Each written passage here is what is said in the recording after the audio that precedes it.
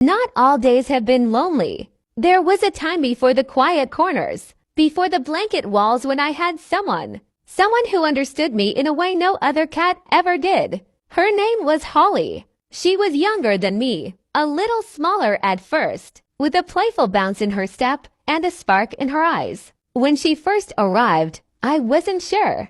I was used to my routines, my quiet, my space. But Holly didn't storm into my world. She tiptoed in, gently, like she knew I needed time.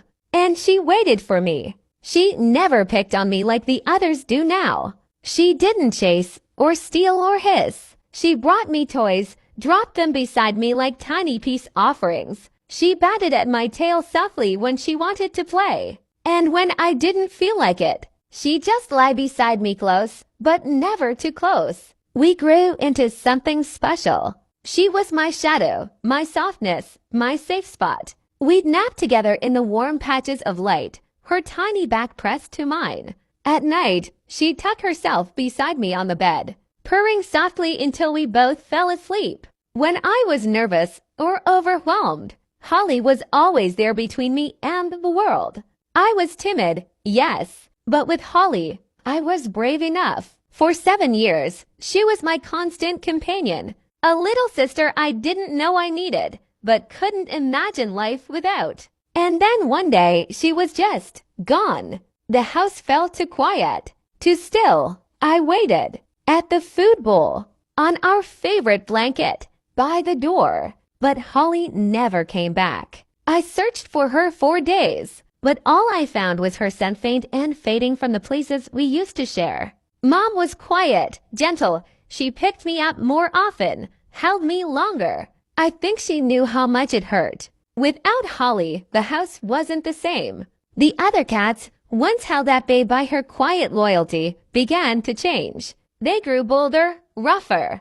They swatted and hissed, shoved me aside, chased me away from the warmest spots. I didn't fight. I couldn't. So I disappeared into my room. It became my sanctuary, my toys, my blanket, my peace, and sometimes my grief. Because Holly was the only one who ever made me feel like I truly belonged. I don't trust the other cats now.